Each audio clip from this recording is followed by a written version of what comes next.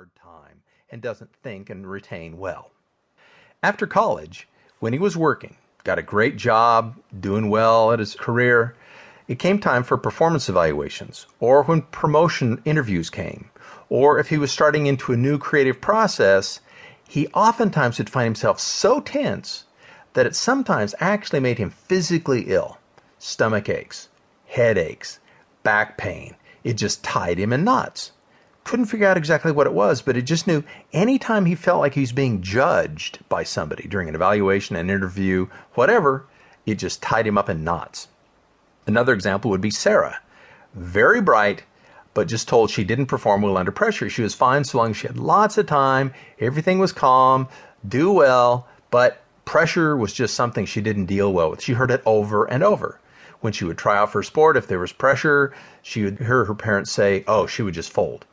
Or if she was studying for a test, they say, well, she has lots of time, she'll do fine, but if there isn't enough time, then she won't perform well. Well, guess what? Many cases when Sarah would have a test in school, she would feel shaky. Over time, it worsened. One day, she got ready for school. She had something she had to do. It wasn't even a big thing, but she had stomach cramps that were so bad, she couldn't go to school. Her parents were so concerned that there was something seriously wrong, they took her to a doctor.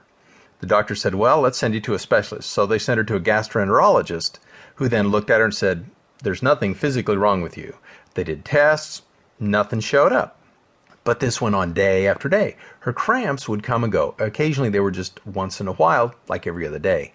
But within a very short period of time, these cramps got to be more than a daily experience. They would happen in the morning so bad that she couldn't go to school. Then they would lighten up, and then later in the day when she'd think about having to do homework, it'd get worse again. Nothing physically wrong, but because of this feeling that was built into her about can't deal with pressure, it got worse and worse and worse. There was another gentleman, everybody called him Nerdy Tom. When he was a child, he was a stutterer. Very bright guy, but he stuttered. And so he got teased a lot by kids. He never really learned to communicate well with his peers, even though the stutter ended. As an engineer later in his career, he was fine alone, but when he had to talk to other people, especially in a group setting, he began to have panic attacks. If he was to have to perform or talk about a project in a group setting, the tension grew so much that he would start to hyperventilate. He would feel it hard to breathe, like he had pressure on his chest. He'd become lightheaded. Anxiety just overtook him. Even if someone just complimented him, if he was working and someone said, good job to him, he in his mind would just think, oh, they're making it up. I really didn't do that well. It's not that good. Another example, Susan, a child, rather plain looking, sort of uncoordinated, heard that over and over. Heard she was smart, but she would never really get anywhere because she wasn't very graceful, she wasn't overly bright, but she was smart enough to get by. Well, later, working very hard, she became actually a superb track athlete. Not only that, but she turned into a stunningly pretty young woman. No matter what, she still felt awkward and plain. No matter what she did, no matter what others said, she always felt inferior. She never even dated until her senior year in college. The reason was she figured the only reason people ever asked her out on a date was because they were just trying to be nice to her and she didn't want their pity. Amazing, isn't it? In addition to those 4 keys I just talked about, here's some additional ideas that can assist you in being ready for what's coming towards you and also adding to that organizational process. Number 1, I don't know how you set yourself up as far as your goals, what you're going to do, and the task list you have for you're going to check off at work or at home.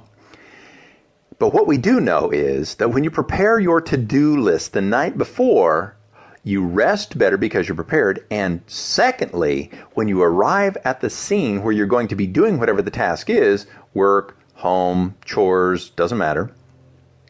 When you arrive there, having your list already done, you don't have to think about it. You don't have to debate with yourself, what am I going to do first, second, third, and so on. You look at your list, there it is. So you prepare your to-do list the night before. You have it ready before the time you are actually starting. Secondly, you need to schedule your time effectively because this reduces your stress. If you know it's going to take you 5 minutes to do something, then give yourself 5 minutes. Do not give yourself 10 or 20 minutes. Give yourself 5 minutes.